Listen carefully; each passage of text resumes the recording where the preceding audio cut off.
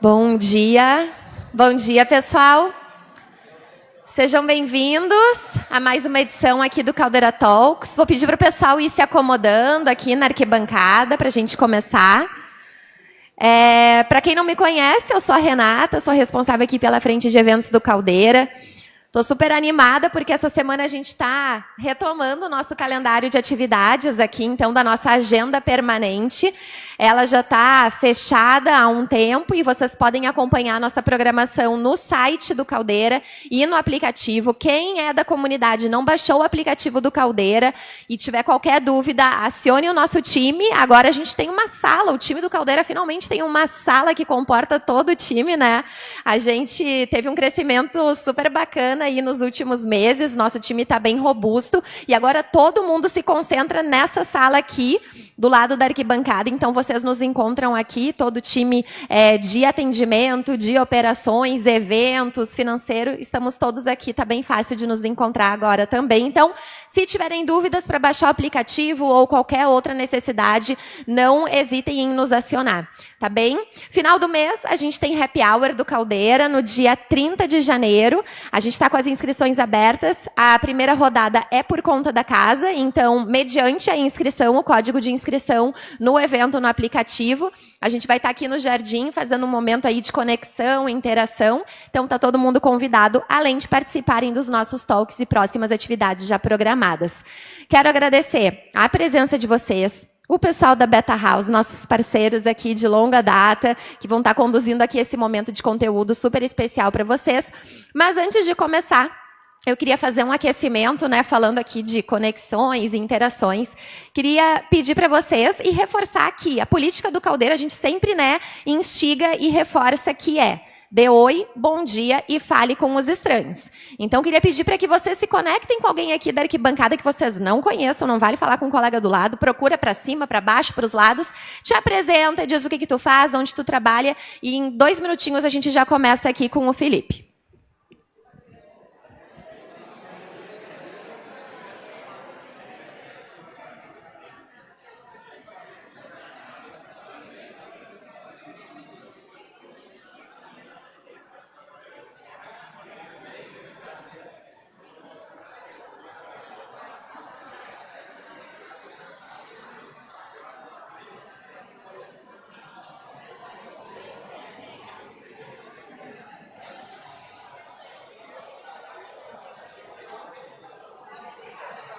Abordagem nova. Bom dia, fale com... Ótimo, hein? Pessoalzinho, quando eu começo a falar...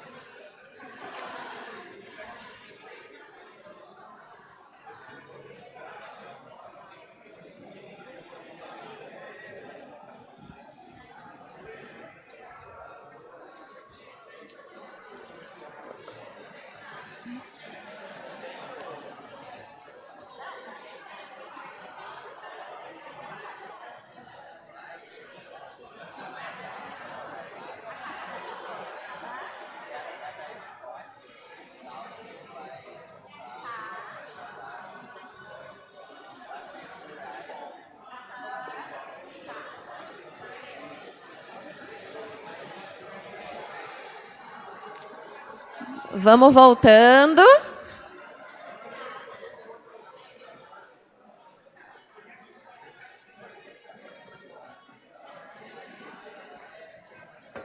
Bom é que a gente dá a corda e a galera se joga, é isso aí. Não doeu, né, gente? Bem tranquilo. A gente convida que vocês, né, possam cada vez mais se conectar aqui no Caldeira, não só nesses momentos aqui, mas pós-evento, no cafezinho, nos momentos de happy hour. Então, falem com os estranhos, né? Então, essa é a nossa instigação aqui nesse momento. E a gente vai agora, então, começar. Já vou passar na sequência aqui para o Felipe conduzir aqui o talk com vocês. Ele que é Head de Estratégia e CEO da Beta House. Como eu disse, super parceiros também com o Beto. Agradeço a parceria mais uma vez. E a gente tem até meio-dia aqui, tá bem? A gente vai abrir para perguntas no final. E fiquem até o final, que a gente vai ter o sorteio também aí de um programa super bacana da Beta House para alguém que está aqui na plateia. Então, permaneçam aqui conectados com a gente. E vou pedir, então, para vocês já receberem o nosso convidado de hoje com uma salva de palmas. Muito obrigado. Bom dia. Tudo bom, gente? Felizaço de estar aqui com vocês. Vamos começar com uma perguntinha. Em uma palavra, o que vocês veem aqui? Um de cada vez. Conexão, o que mais? Evolução, o que mais? Tecnologia, o que mais? Bem alto. Comunicação, o que mais? Empresas que morreram. Uma salva de palmas aqui para o meu amigo.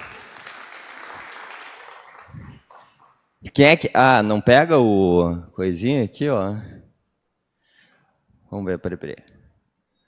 Normalmente cada um vai olhando, assim, fazendo uma timeline, né, onde começou e tal.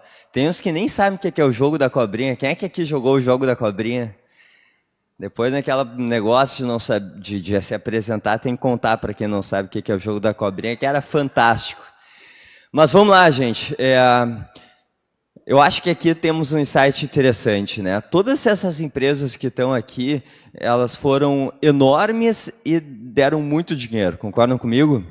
E essa sempre foi a grande busca das empresas, ser grande e dar dinheiro. São sempre os dois grandes norteadores. Mas a gente entende que no mundo com mudanças muito rápidas e muito profundas, a gente precisa trazer um novo tempero para essa conta, que é justamente o que a gente chama de poder de transformação. Mais do que a própria capacidade de se adaptar às novas realidades, porque isso já parte de um pressuposto de que a gente está atrasado, ou seja, o mundo mudou e agora eu corro atrás, a capacidade da gente trazer o futuro que a gente quer viver através dos nossos negócios. É justamente para isso que a Beta House existe. Nós nascemos no Vale do Silício, junto com o Caldeira. Hoje a gente vem atendendo uma série de empresas no Brasil e fora do Brasil. Nós estamos em 3 países, 8 estados brasileiros, temos mais de 148 projetos de consultoria realizados. E esse número aqui precisa ser atualizado, né, Thay? Porque ano passado foi um ano super importante para a gente, mas até o final de 2023, a gente tinha capacitado mais de 4.800 executivos e lideranças na Beta House Academy, que é a nossa vertical de educação corporativa. E por que eu trago isso aqui? Como foi falado, a gente tem, no final da nossa palestra, um sorteio, a gente tem um programa super bacana, ele é um programa quase de valores assim, de R$3.000 e que algum de vocês vai ganhar hoje. Então, boa sorte aí para todo mundo, tá? Gente, vamos lá, sem mais delongas.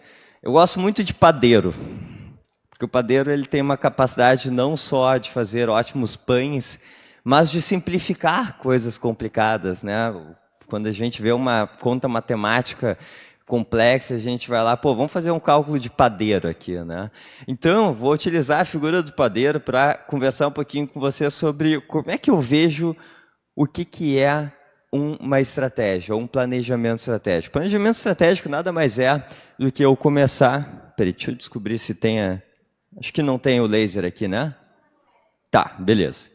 Então, a gente começa com uma visão de futuro, quer dizer, eu preciso entender onde é que eu quero chegar, eu preciso entender qual é o meu norte, eu preciso entender qual é o meu futuro desejado para o negócio.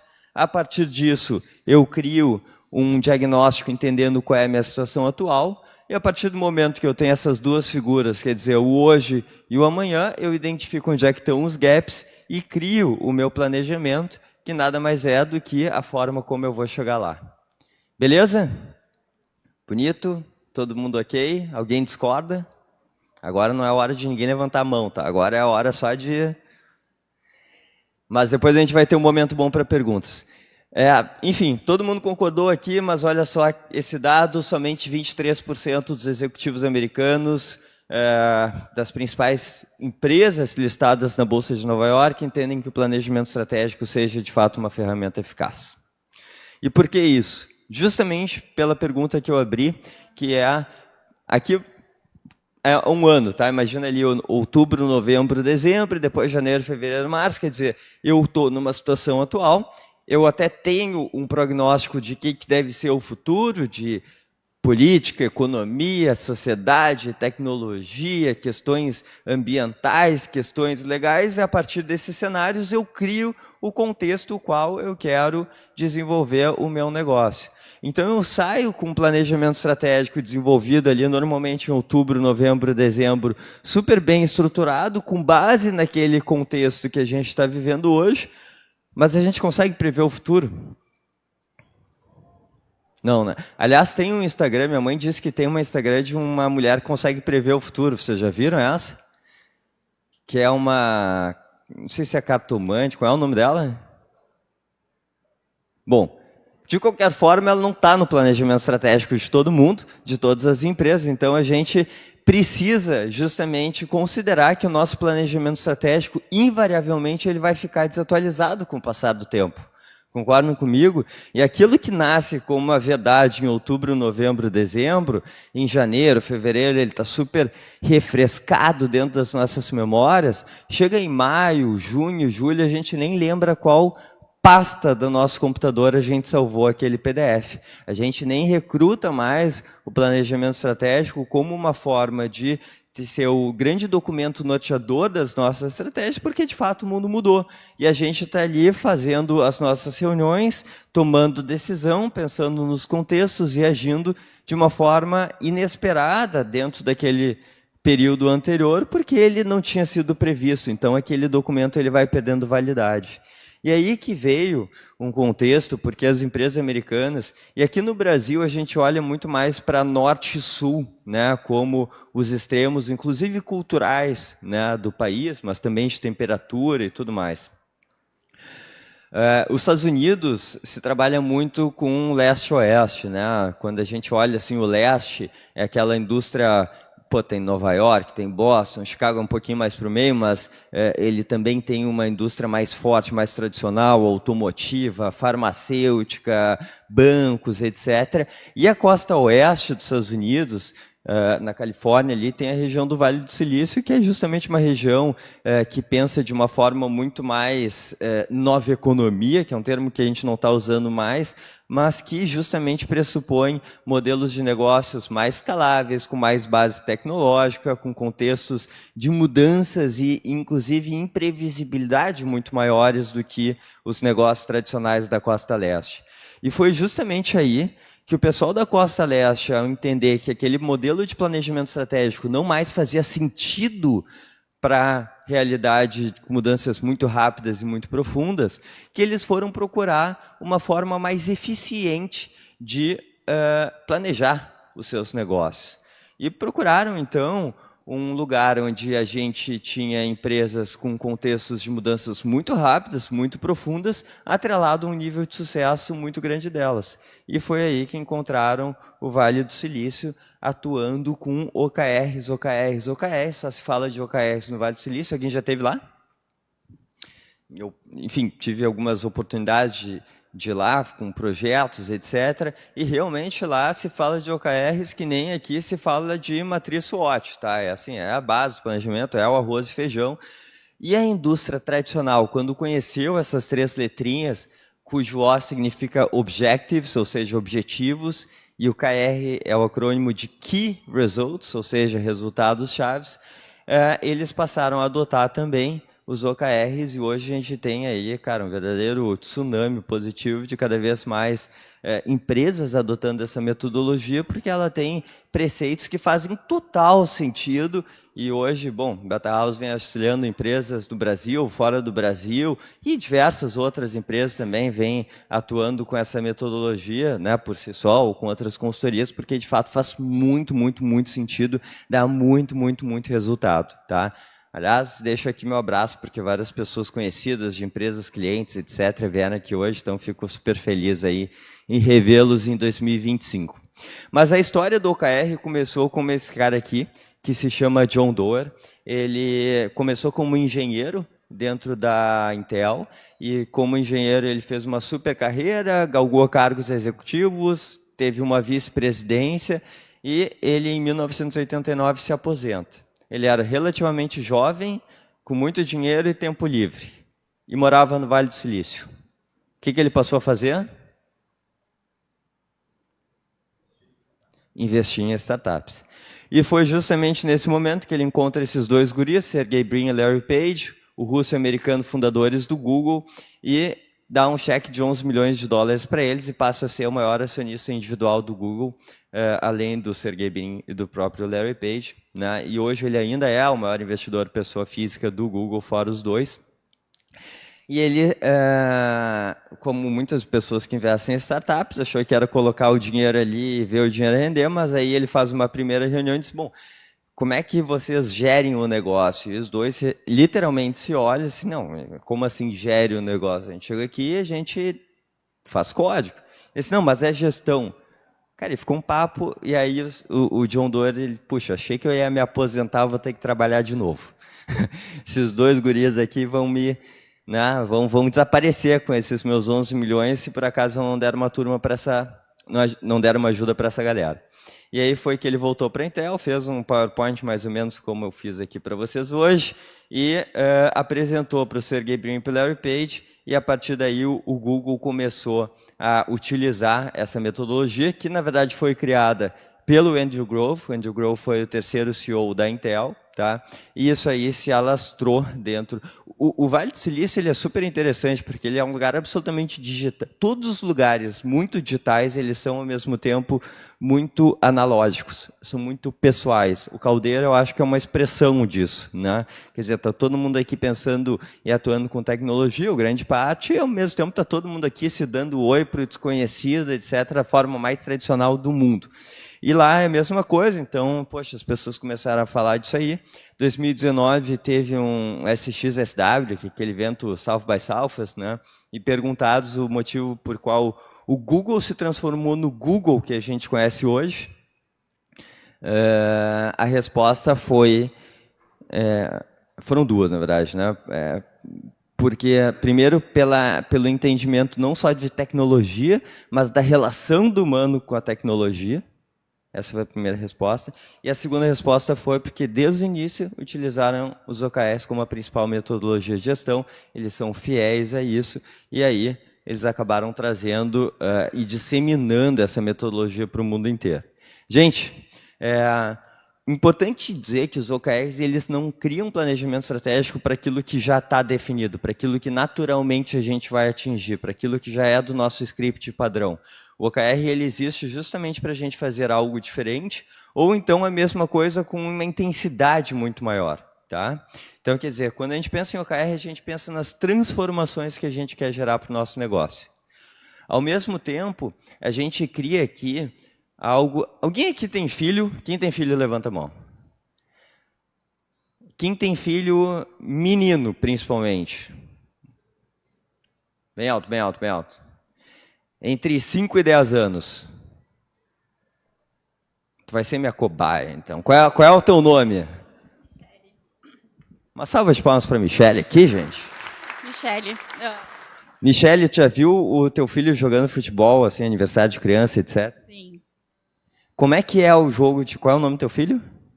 Miguel. Quando a bola vai para um lado, assim, o que acontece ali com a turma do Miguel? Eles vão tudo atrás da bola. Vão tudo atrás da bola, né? Então, vamos combinar que como uma estratégia de futebol não é a melhor, né? Dificilmente o Miguel vai continuar jogando futebol dessa maneira, né? Porque depois vai percebendo que tem formas diferentes de se organizar em campo. Mas, ao mesmo tempo, é muito ruim para um CEO quando ele diz assim, gente, vamos lá, agora a gente montou uma estratégia, fizemos um planejamento estratégico, etc., está aqui, etc., e todo mundo vai lá, se empolga, grita rei, e volta todo mundo para o seu computador e começa a responder os e-mails e gera aquela sensação de, pô, e a mudança que a gente falou aqui, né?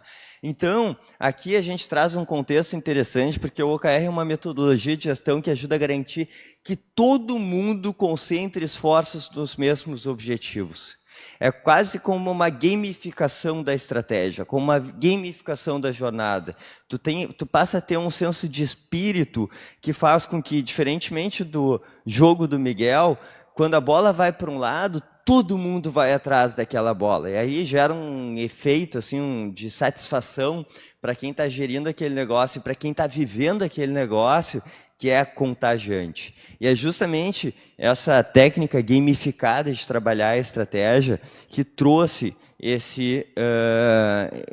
essa democratização tão grande, né? Porque é uma metodologia que é muito bom tanto para os colaboradores quanto para a empresa. Né? Ela não é bom para um ou para outro, ela é muito bom para os dois.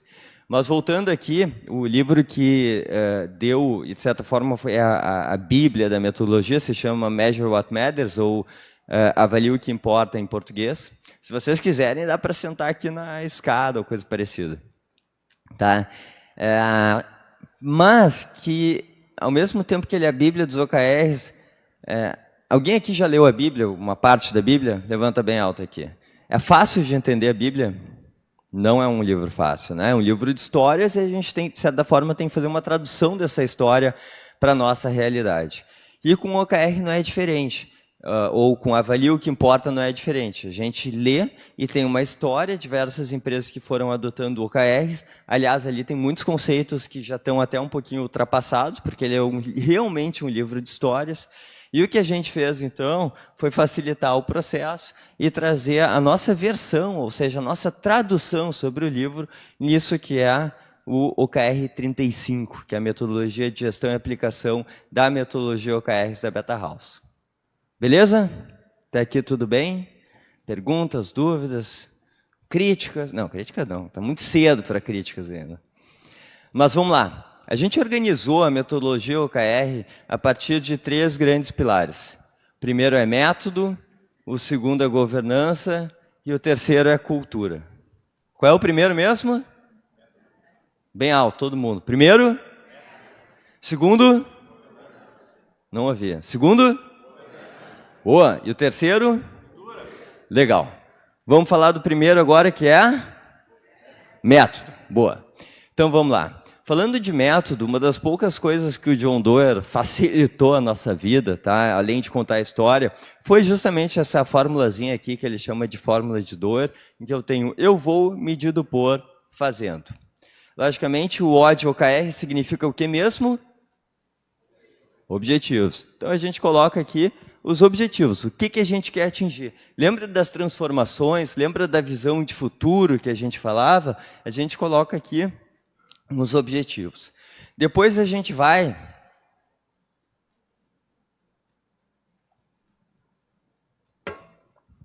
Perdão. Depois a gente tem o KR, que significa o quê? Key Results, ou em português? Resultados chaves. E a gente coloca aqui. E fazendo é o meu plano de ação, ou seja, as minhas iniciativas. Entenderam?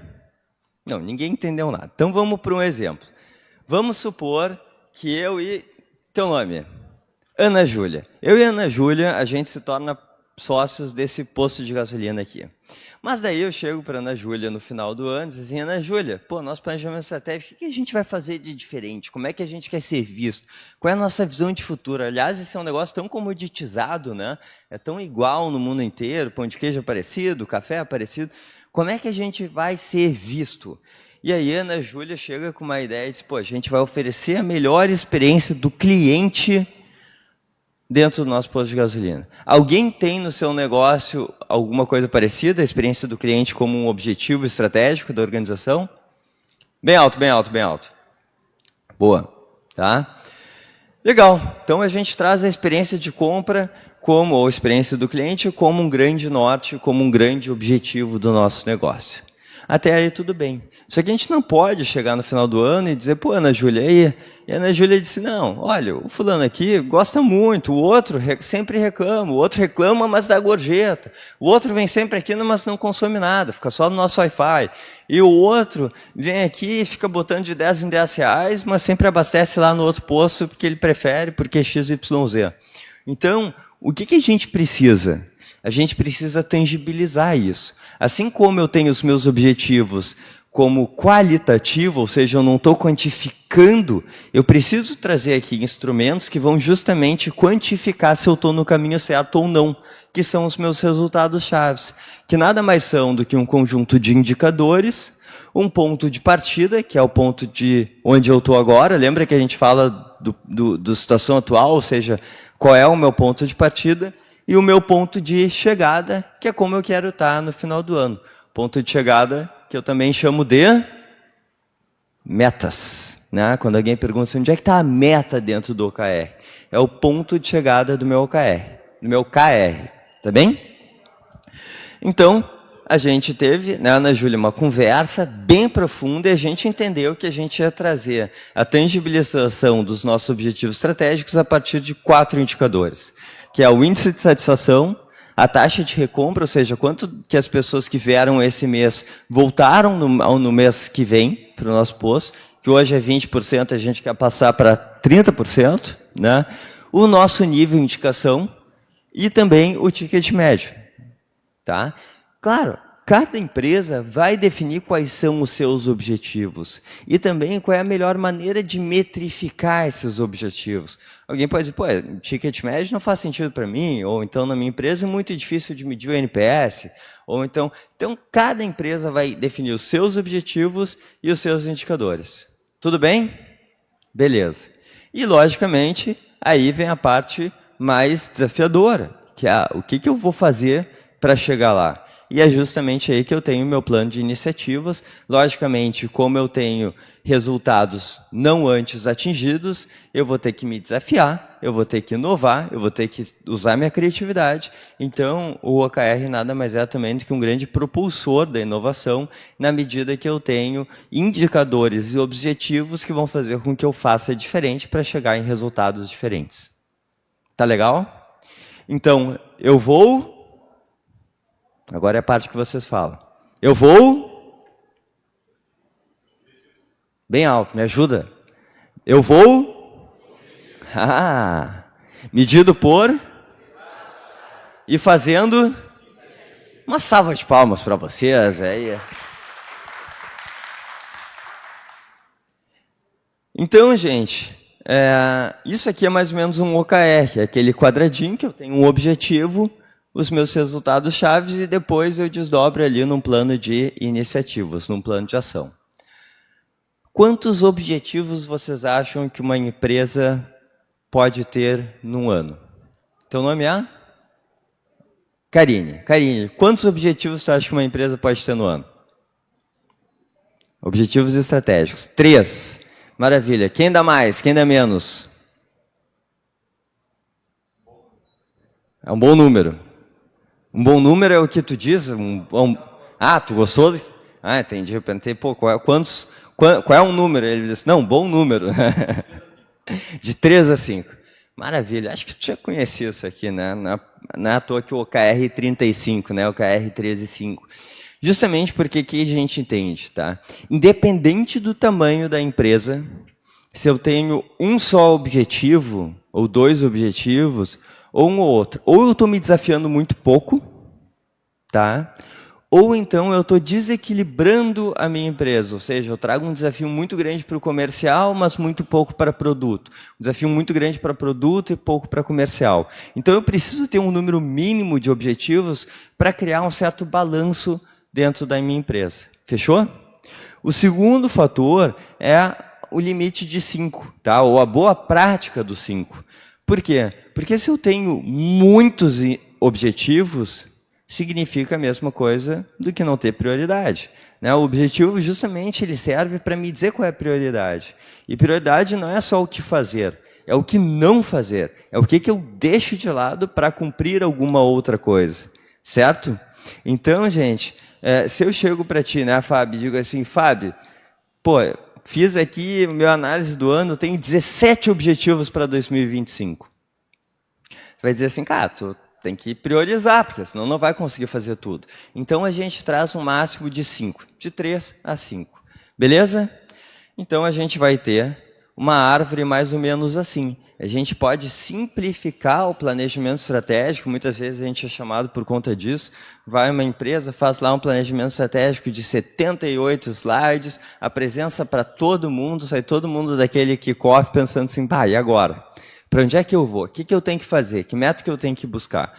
Então, a gente traz um one-page view dos nossos, da nossa estratégia a partir de um desenho que eu tenho de 3 a 5 grandes objetivos, um número de indicadores que normalmente estão relacionados também aos 3 a 5, para não ficar nem de mais nem de menos. Porque eu não posso medir, por exemplo, a satisfação do cliente só no NPS, mas meu ticket médio está cada vez menor. Ou então, a taxa de retorno e todo mundo volta para lá, mas ninguém consome. Então, quer dizer, eu tenho que ter um balanço de indicadores, certo? E também a minha lista de iniciativas estratégicas, que aí, logicamente, pode flutuar, pode ter objetivos que vão demandar muito mais iniciativas e objetivos que vão demandar muito menos objetivos, muito menos iniciativas. Tá, beleza? Entendido até aqui? Fez sentido? Maravilha. Então, gente, partindo daqui, entendendo que a gente tem o método como um grande check do que a gente tem aqui logicamente, de uma maneira simplificada aqui, tá? De uma maneira um pouco mais introdutória, a gente vai para o nosso segundo pilar. Esse pilar que se chama... estamos pegando a mão aqui. Tá? E a governança, muitas vezes a gente fala de governança com o conselho de administração, conselho consultivo, conselho jurídico. Às vezes as empresas têm justamente estruturas acima dos cargos executivos para justamente orientar o trabalho. Tá? Aqui a gente não está falando dessa governança. Aqui a gente está falando de uma governança que, na verdade, são os ritos e as responsabilidades do próprio corpo executivo. Quer dizer, quem que vai se responsabilizar em quem? Quais são os nossos rituais? Quais são as nossas cerimônias? Porque o OKR, ele tem uma grande... Eu acho que vale a pena deixar esse asterisco bem forte na cabeça de cada um de nós, que, diferentemente de um planejamento estratégico que só diz o que tu tem que buscar, o OKR ele traz não somente esse norte, mas ele também traz uma forma de potencializar com que a empresa chegue naqueles resultados. Ele traz uma ferramenta de gestão, ele também é uma ferramenta de gestão que pressupõe um maior nível de atingimento daqueles resultados. O planejamento estratégico não. Concorda comigo? O planejamento estratégico faz várias análises e tudo mais, mas ele não chega a como tu vai operar no dia a dia para fazer com que aqueles objetivos sejam atingidos, ou então para aumentar a nossa capacidade de chegar naqueles objetivos. E o OKR, sim. E ele chega justamente com aquilo que a gente chama de governança, que são os nossos acordos. E aqui, logicamente, a gente está numa palestra mais introdutória, então eu vou falar um pouquinho mais superficialmente sobre alguns pontos, porque o John Doerr traz uma frase extremamente interessante, eu te achei parecido com o John Doerr, deve ter uma voz parecida com o John Doerr. Qual é a frase que ele diz aqui? Ideias são fáceis, a execução é tudo. Maravilha, é muito fácil pegar e dizer assim, gente, eu quero a partir de agora ter 3 vezes mais metragem quadrada no caldeiro, eu quero ter 3 vezes mais pessoas no ecossistema. Tá, não, bonito, mas como é que a gente vai chegar lá? E aí que vem o ponto nevrálgico, aí que vem o grande desafio, é o que eu vou fazer para chegar lá, que não são as próprias iniciativas, ou seja, a nossa organização. E aqui eu vou trazer algumas dicas que são super interessantes, porque muitas metodologias mais tradicionais de planejamento, elas são desdobradas no formato de cascata. A cascata, a água cai de cima para baixo ou de baixo para cima? De cima para baixo. Ou seja, tu tem um desdobramento cascateado, tu tem um desdobramento de cima para baixo. Se eu sou o CEO, eu digo o que o diretor tem que fazer e como ele tem que fazer. Se eu sou o diretor, eu falo o que o gerente tem que fazer. Se o gerente fala que o supervisor, o analista, o estagiário, no final o estagiário faz tudo. Né? Não, a gente sabe que não é assim. Mas, enfim, ele é um desdobramento cascateado, ele é um desdobramento de cima para baixo. Tá? E aí, o que a gente tem? O planejamento estratégico com OKRs, ele já parte do pressuposto que quem define os objetivos é a alta direção, logicamente porque tem uma visão mais estratégica do negócio, tá? Desenvolve esses objetivos uma vez por ano. Por que uma vez por ano? Porque a gente não pode esperar ficar muito tempo com os objetivos, por exemplo, ficar 3 ou 5 anos com os mesmos objetivos, ao mesmo tempo que eu também não posso a cada trimestre ter objetivos diferentes. Então é uma cadência interessante para a gente atualizar os objetivos estratégicos.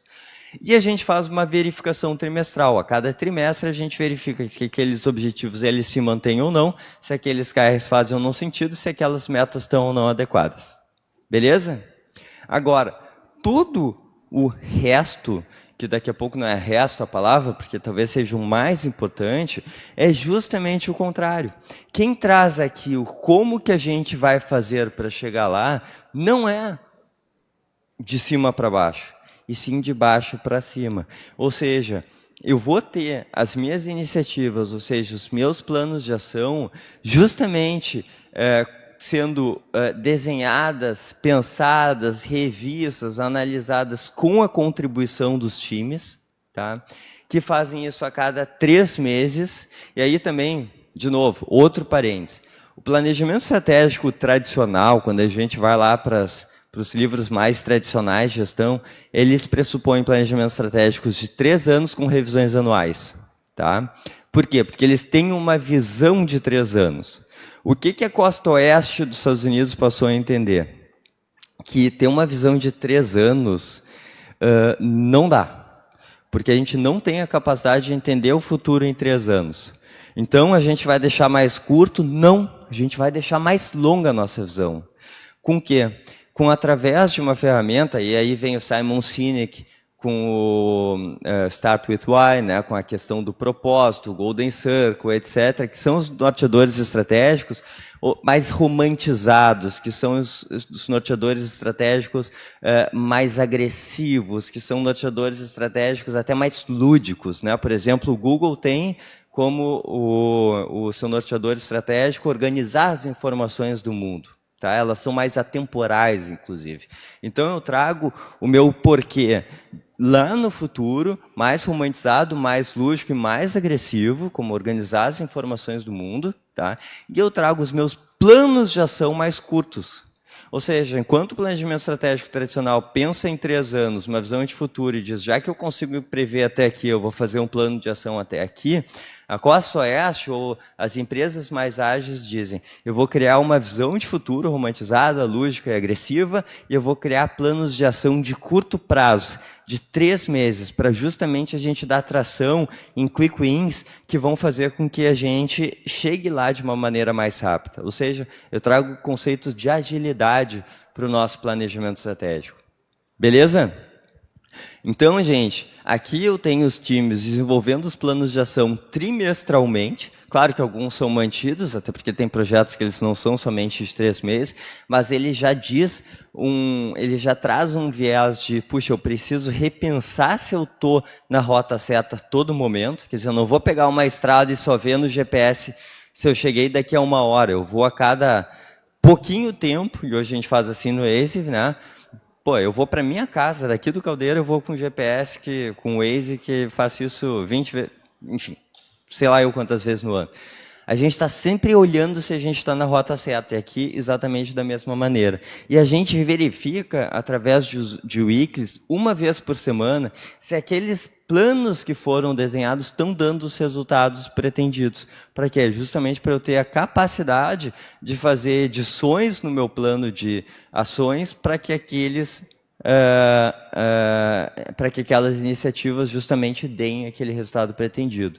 Tá? Ou seja, eu trago aqui uma dinâmica muito eficiente que faz com que eu tenha os objetivos bem claros para o futuro, ao mesmo tempo que eu tenho planos de ação sempre muito atualizados, ou seja, não acontece que nem aquele slide que ele vai perdendo a cadência, porque o meu plano de ação, o meu visão de futuro está lá, e o meu plano de ação ele sempre está de acordo com aquilo que eu estou vivendo naquele momento. Fez sentido até aqui? Então, gente, diferentemente, de novo, de um sistema tradicional de planejamento estratégico que eu tenho o meu desdobramento cascateado, aqui eu tenho de cima para baixo os meus objetivos e os meus planos de ação de baixo para cima. Isso gera o que a gente chama de alinhamento vertical. Isso chama a conexão entre os diferentes níveis hierárquicos da organização. Eu tenho sempre chegando de acordo. Eu largo o desafio e pergunto, como é que tu vai fazer para chegar lá? E aqui, se a gente for, que eu não vou entrar aqui hoje, desdobrar os OKRs para as outras camadas da organização, a gente tem o mesmo racional. Tá legal? Então, já tem um ganho aqui, que é o que a gente chama de alinhamento vertical. Eu estou comunicando também de baixo para cima aquilo que eu pretendo fazer e fazendo ajustes bastante rápidos. Assim como, muitos de vocês já devem... Quem aqui trabalha com Squad ou conhece o contexto de Squad? Squad nada mais aliás, tem aquele filme, o Sniper Americano. Quem já assistiu aqui o Sniper Americano? Baita filme, né? Em que o ator, não me lembro o nome dele, qual é o nome dele mesmo? Bradley Cooper. Normalmente as gurias lembram do Bradley Cooper, né? A gente lembra do Sniper, as gurias, o Bradley. Ele. O Bradley Cooper, ele tá lá, ele é o Sniper, quer dizer, aquele tiro certeiro, tem outro cara que fica meio com uma bazuca para destruir tudo, tem outro cara que fica no rádio, na comunicação, tem outro cara que faz a retaguarda e tem um que normalmente quando precisa correr e tal, e daí chega naquele lugar que não tem saída, vem aquele jipe e para, né? E daí os caras chegam lá e o jipe passa sempre na hora certa, né? Impressionante. Mas que é o motorista ali daquele squad. Ou seja, eu tenho um time multidisciplinar, com autonomia, em que cada pessoa desempenha uma função e que, logicamente, está dentro de uma estratégia geral de guerra. Tá? Então, esse é um conceito super interessante que, aliás, muito do que a gente faz no dia a dia, que eu poderia falar horas sobre isso, muito daquilo que a gente fala de administração de empresas veio de guerra, veio dos pensamentos militares, tá? E são muitos conceitos. Mas o squad que a gente conhece hoje é por esquadrão. Se entendeu em um determinado momento que era mais fácil organizar, ao invés de um monte de gente com bazuca, um monte de gente com... que nem tem naqueles filmes... tá vendo que eu sou um cara de filmes hoje, né? Naqueles filmes como é que é, de Idade Média, que vão lá, aquelas tropas gigantescas com os arcos e flechas, e depois tem, né, os... Cara, aqui é diferente. Aqui são pequenos times que vão ocupando lugares. É uma estratégia diferente de guerra, que é como as empresas também passaram a fazer. E aqui o que a gente faz? A gente cria squads para cada objetivo estratégico. E esses squads, pelos objetivos serem estratégicos e não táticos, se eles fossem táticos, eles seriam somente de uma área só, mas eles são estratégicos, então eles são de diferentes áreas. Por exemplo, se eu falo de criar uma boa experiência do cliente, eu tenho diversas áreas que vão estar relacionadas. Eu posso estar desde do pessoal do front, do atendimento na loja, o pessoal de produto, o pessoal que faz a gasolina, o pessoal do sistema de pontos, o pessoal da tecnologia, quer dizer, eu preciso conversar com muita gente. Se eu trago aqui uma ideia de, puxa, eu preciso repensar um negócio, preciso trazer novas receitas, preciso trazer uma nova fonte de lucro para a nossa empresa, eu preciso aqui, talvez, alguém do marketing, alguém do financeiro, alguém de pessoas e alguém de tecnologia. Então, eu crio como se fosse uma diretoria específica para esse objetivo. Ou seja, eu estou compartilhando, eu estou disseminando, eu estou trazendo mais pessoas responsáveis e não uma diretoria que é responsável por tudo. Eu estou trazendo um squad que é responsável especificamente sobre isso. Ah, mas esse cara vai deixar de ser do marketing? Não, ele não deixa de ser do marketing. Mas, ao invés de eu ser um cara da analista de marketing, trabalha para o gerente de marketing, trabalha para o diretor de marketing, eu sou um cara do marketing que boa parte do meu tempo eu trabalho para o objetivo estratégico. Então, eu sou um representante da minha área naquele objetivo estratégico. Eu faço o canal de comunicação da minha área com o objetivo estratégico. É muito inteligente essa costura toda. Então, gente, a gente passa a ter o que o Miguel, é Miguel, né? o que o Miguel tem, que é o futebol de criança. Ou seja, essa rede super conectada de alinhamento vertical, ou seja, diferentes níveis organizacionais trabalhando juntos e bem conectados, bem organizados, e de diferentes áreas bem conectadas, bem organizadas através de sistemas de squad, que vão aumentar a capacidade de atingir os objetivos estratégicos através desse movimento, que eu toco a bola para lá, né? Se fosse eu, provavelmente a bola ia para lá, porque eu sou um horror no futebol, mas vamos supor que a bola realmente foi para lá, porque não aconteceu normalmente, né? Mas eu tenho toda a empresa indo para lá, porque ali é o nosso objetivo estratégico. Então eu crio essa rede, eu tenho o que o Miguel lá joga futebol, a gente passa a ter dentro da empresa, essa rede super conectada. E aí, gente, a gente conecta esses squads com rituais, com cerimônias, que diferentemente de reuniões, e a gente estava falando sobre isso hoje, né, Cande? O que é uma reunião? Vem do latim, não, estou brincando, não vem do latim, vem do português mesmo. Reunião, são as pessoas se reencontrando, são as pessoas juntas. Eu boto todo mundo numa sala, eu tenho uma reunião, concorda? Ela pode ser uma reunião eficiente ou uma reunião ineficiente. Agora, quando a gente traz uma reunião em que segue rituais, em que tem todo um rito, em que tem uma dinâmica, em que tem toda uma forma de trabalho, né? Que nem uma missa é uma cerimônia, quer dizer, tu tem o padre, né, indo lá, ele não chega numa roda e, pô, e aí, turma, o que a gente vai conversar hoje? Não, ele tem um script, ele tem uma organização. Então, a gente traz essas boas práticas para dentro das nossas dinâmicas, fazendo com que as nossas weeklies, fazendo com que as nossas monthlies, fazendo com que as nossas reuniões de quarter, elas sejam super eficientes e nos ajudem a criar uma estrutura de pensamento em que eu tenho as cerimônias táticas, aquelas semanais, batendo bumbo, ou seja, acelerando e ajustando os projetos para aumentar minha capacidade de chegar nos objetivos estratégicos. E se vocês forem lembrar do slide anterior, eu tenho as minhas cerimônias trimestrais, ali o CT, como um momento que eu paro tudo e digo assim, gente, vamos reunir todo mundo, vamos reunir todos os squads, vamos ver se a gente está de fato com os objetivos corretos, com os indicadores corretos, os planos de ação estão sendo eficientes, quais foram os desafios que a gente tem no passado, o que a gente pretende. Então a gente dá uma pausa, dá um respiro, é que nem quando o time de futebol para e vai para o vestiário, tipo assim, cara, todo mundo para de jogar, vamos lá, vamos para o vestiário, vamos reorganizar tudo e vamos voltar para o segundo tempo. É isso que a gente faz na cerimônia estratégica.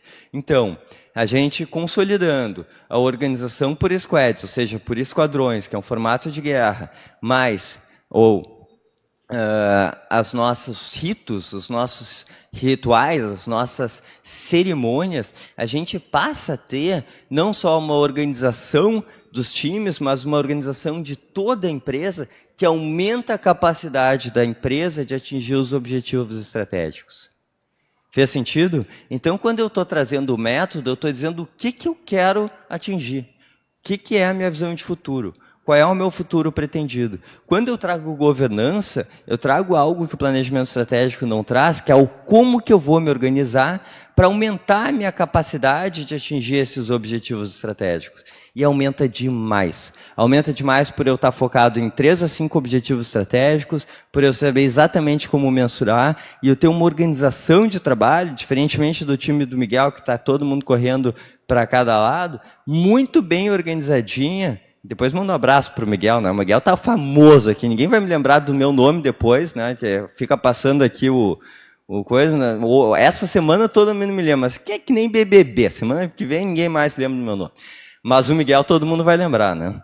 Então, gente, a gente passa a ter uma capacidade de atingir os nossos objetivos estratégicos muito maiores. E a gente pode evoluir, trazer mais fatores como esse, mas é realmente mágico o que acontece nas empresas. E aí, indo então para o nosso terceiro ponto, que é o... Qual mesmo? Na cultura, eu diria que praticamente a gente traz a soma do que o método e a governança levam para a gente. Ou seja, eu passo a ter o que eu chamo de elevação na base da pirâmide. Que horas são? Tá. Normalmente a gente tem estratégia compartilhada somente dentro da diretoria. Tá? E quando eu chego nas empresas e eu digo que a gente tem que revisitar, isso aconteceu uma vez, era uma empresa de 4 bi de faturamento, e assim, não, isso aqui está bem claro, a gente acabou de fazer o planejamento estratégico. Eu dei mais uma insistidinha, ele assim, Felipe, está claro. Assim, na terceira vez que eu insisti, eu disse assim, gente, então vamos fazer o seguinte, eu pulo essa etapa, eu vou dar aqui uma folha branca para cada um de vocês, tinha aquelas folhas brancas ali com aquela coisinha de caneta, que quase a gente não vê mais hoje em dia, mas tinha naquele momento. Eu vou pedir para cada um de vocês escrever quais são os objetivos estratégicos e as metas principais da empresa para esse ano. Ninguém escreveu, eles se olharam, deram uma risadinha e disseram, a gente tem que voltar a fazer isso. Então, muitas vezes, os objetivos estratégicos eles não estão claros nem para a grande diretoria, mas no momento que eu tenho toda empresa trabalhando, olhando para isso, fazendo rituais, fazendo cerimônias, botando os OKRs lá no fundo no fundo de tela, botando no fundo do Teams, botando no fundo pensei mais rápido do que eu falei. Do Google Meet, botando na canequinha, etc., a gente passa a ter todo mundo pensando na estratégia. E quando eu passo a ter todo mundo atuando na estratégia, eu tenho o que a gente chama de elevação da base da pirâmide. Ou seja, está todo mundo mais perto da estratégia. A estratégia passa a se relacionar com todos os níveis da organização e todas as áreas da organização, e todo mundo passa a ter uma atuação mais de dono, um sentimento de mais protagonismo, uma atuação com mais autonomia, com mais entendimento da causa e efeito das nossas ações com os resultados gerados, ou seja, eu passo a não mais ser um executor daquele plano, e sim eu passo a ser uma pessoa que está buscando aqueles resultados, porque o que determina se a gente está no caminho certo não é a boa execução do plano, como muitas empresas consideram que hoje, os resultados desse plano estão sendo gerados. Então, a gente tem aqui uma gestão mais pautada por resultado e não por execução, o que faz com que o nosso dia a dia seja muito mais eficiente. Tá?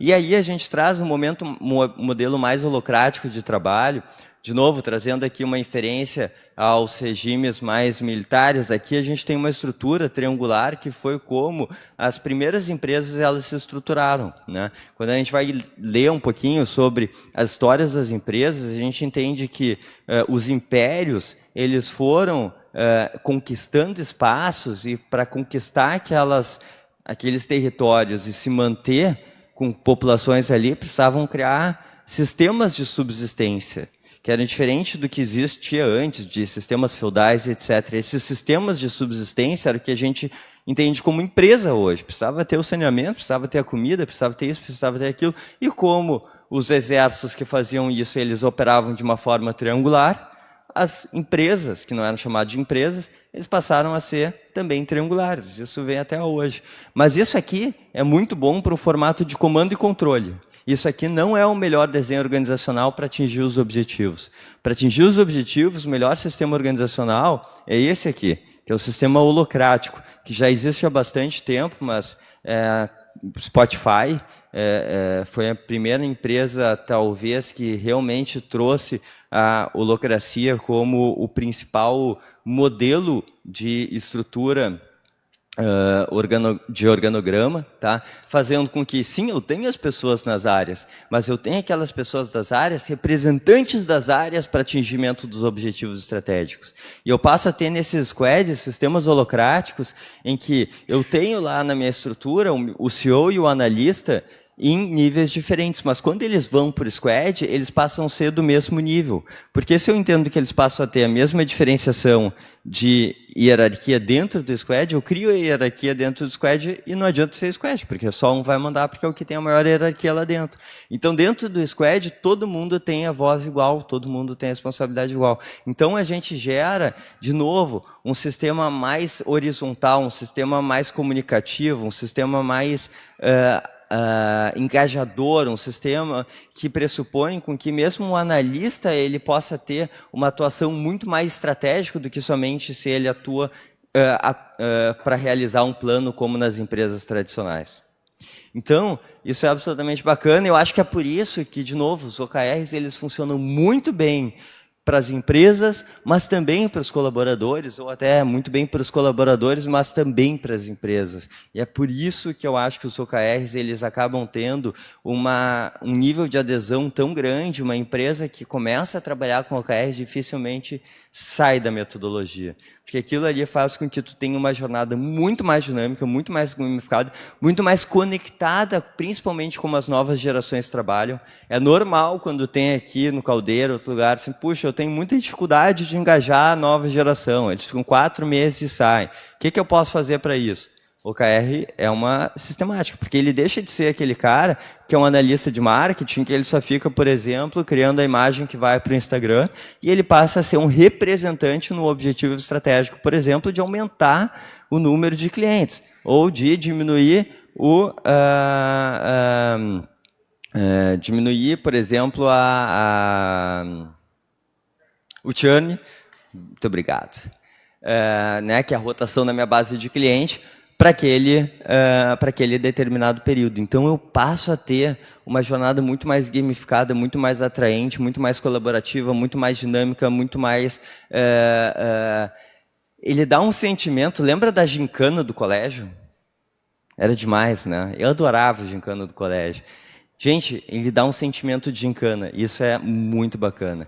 E aí, o John Doerr, ele traz o FACTS, né, como acrônimo de fatos em inglês, como os grandes benefícios. E aí a gente tem o foco, quer dizer, entendimento de que aquele ano eu tenho aqueles 3 grandes objetivos que são as nossas prioridades número 1, 2, 3, 4, 5 mil, aquelas são as nossas prioridades na empresa.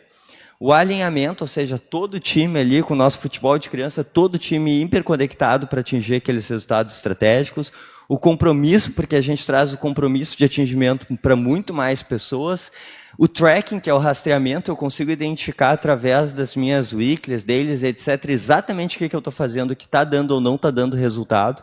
Então, o resultado passa a ser o meu termômetro, não a execução do plano. Então, eu consigo entender muito claramente se eu estou no caminho certo ou não. E, principalmente, aquele que eu mais gosto, que é o stretching, que é a capacidade da empresa de aumentar, de atingir os seus objetivos estratégicos. E, por mais que isso seja da empresa, isso aqui... E aí vem falando de fatores motivacionais, é o que realmente faz com que uma pessoa engaje. O que realmente faz com que uma pessoa engaje são vitórias, seja elas grandes ou pequenas. São os quick wins ou são os big wins. Mas, se tu quer gerar engajamento na tua empresa, tu tem que fazer com que ela esteja sentimento de, pô, eu estou avançando, estou melhorando, estou ganhando, vamos para o próximo, vamos para o maior desafio, etc. Né? É isso que, no final das contas, engaja, mais que qualquer coisa. Então, gente, a gente precisa ter esse sentimento e isso ser respaldado dentro das nossas cerimônias para a gente gerar todo essa capacidade de engajar talentos ao mesmo tempo que a gente amplia a capacidade da empresa de atingir os objetivos estratégicos. Beleza? Então, para finalizar, nosso objetivo é criar um plano organizacional que possibilite não só o crescimento, de novo, a gente não quer só crescer a empresa, não é só o planejamento estratégico, não é só pegar o resultado do ano passado, arrastar mais 12 colunas ali no Excel e achar que está pronto. É o crescimento, é a transformação do nosso negócio a partir de um processo estruturado e gerenciável. Ou seja, o planejamento estratégico ele deixa de ser um plano, ele passa a ser um processo. Percebem a diferença dos dois? Ele passa a estar vivo no dia a dia da empresa, ele passa a ser atemporal, ele não passa a ser temporal, ele não é mais outubro, novembro, dezembro, eu estou destinando o que eu vou fazer no resto do tempo. Não, ele passa a ser atemporal. O motivo é esse pelo qual a gente não precisa de uma determinada data para começar a trabalhar com o OKS. A melhor data para trabalhar com o OKS é o quanto antes. Né? É o quanto antes. Então, gente, a gente passa a ter, em vez de um plano, um processo, e planejar uma empresa através de OKR, ele é um processo contínuo e não episódico, de novo, ele é uma coisa que fica vivo no dia a dia da empresa e que envolve criatividade, transpiração, persistência e, principalmente, ele é um formato de gestão. Tá legal? Gente, tá aqui meu nome, as nossas redes, @BetaHouse, tem bastante coisa, LinkedIn, Spotify, canal do YouTube, tem um monte de coisa que a turma consegue fazer. Nosso site, que é o betahouse.com. O mobile está sendo redesenhado, mas ele está super bacana lá no formato de desktop. E o meu e-mail, vou ficar super feliz aí para receber as perguntas, comentários, críticas, emojis de vocês e a gente ficar conectado. Mas aqui a gente tem espaço para perguntas, tá bom? Muito obrigado, gente.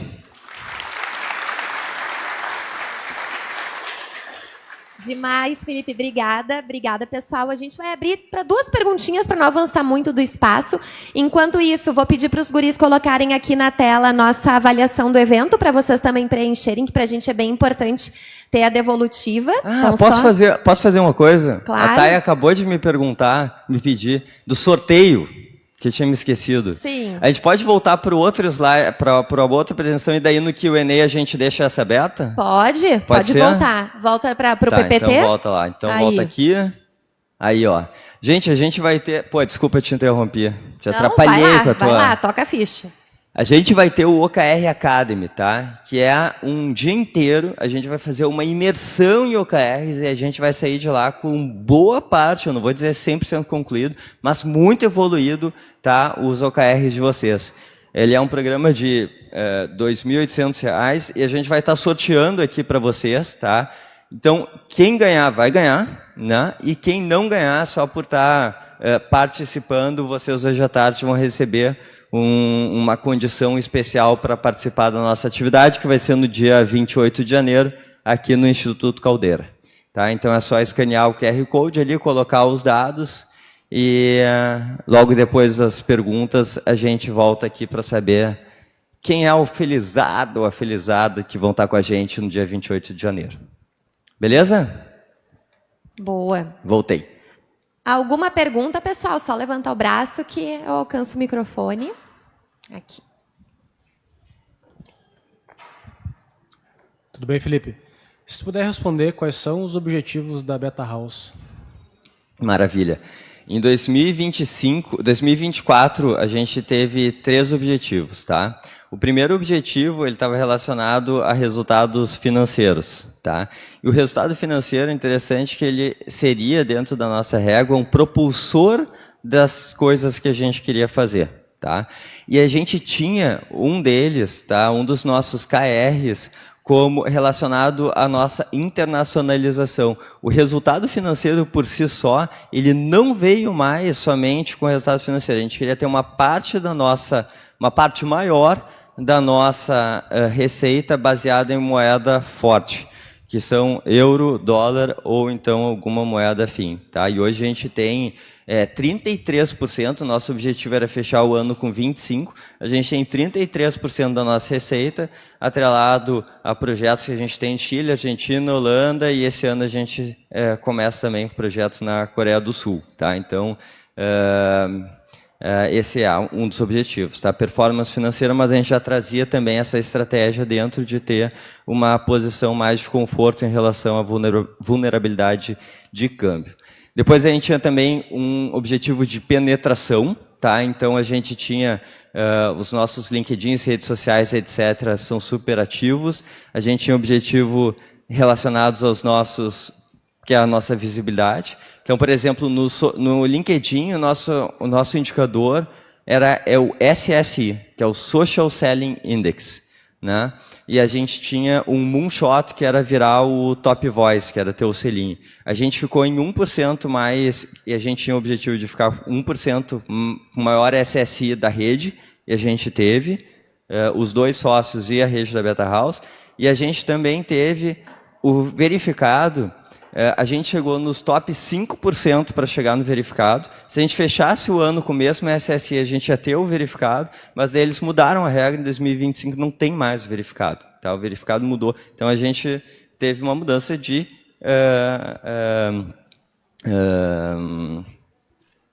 indicadores, tá? No último quarto. E o terceiro está relacionado ao nosso projeto de educação. Tá? Então, a gente tinha números relacionados a NPS, indicadores relacionados à satisfação do cliente, e indicadores relacionados à quantidade de turmas também. Tá? Então, 2024 a gente rodou assim, 2026 A gente tem uma dinâmica um pouco diferente, tá? Porque como novembro, dezembro, a gente está muito trabalhando dentro dos planejamentos estratégicos da empresa, nosso, entre aspas, ano fiscal, ele é de janeiro a janeiro, né? Ou de fevereiro a janeiro, em vez de ser de janeiro a dezembro. Então, a gente tem o nosso janeiro para trabalhar e depois a gente busca durante o decorrer do ano. Mas a gente já está com o pau na máquina. Opa, Felipe. Eu aqui. Pá, quando a pergunta é lida, vem casca grossa aí, cara. Ninguém mais quer fazer outra pergunta? Não, Nilson da GX2, né? Amigo? Amigo, isso. Felipe, me diz uma coisa, tu nos mostrou aqui, isso é claro para nós, que o planejamento estratégico, muitas vezes ele vai caminhando e ele é abandonado, né?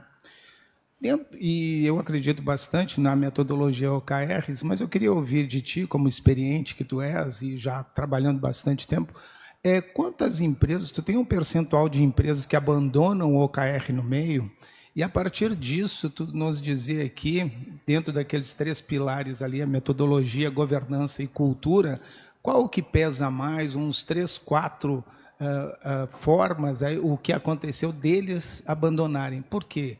A gente sabe que a liderança é fundamental, o CEO abandonar uma coisa dessa, acabou-se. Mas o que é que nós temos mais aí que faz? Porque se tu promete chegar a um resultado, então... Pergunta não veio só com perguntas, vem com perguntas e veio difíceis. Tá? A primeira já te digo que eu não vou saber responder. Qual é o percentual que abandona a metodologia ou não, não sei se existe esse dado. Tá? Mas eu trago para vocês um outro dado que talvez ajude. Hoje, mais ou menos 50% dos nossos clientes de projetos de OKR não têm os OKRs e nos chamam para aplicar os OKRs. Tá? E outros 50% eles vêm já com alguma jornada que começaram a implementar internamente, uma área implementou, ou começaram no nível estratégico, mas entendem que eles ainda não estão atuando de uma forma mais profissional e nos chamam. Tá? Então, eu acho que tem uma grande parte, e daí que eu quero trazer esse insight como parte da resposta, de empresas que entendem que elas estão aumentando o nível de maturidade, mas não estão totalmente suficientes, e nos chamam para atuar. Tá? Em relação a método, governança e cultura, o que pega mais?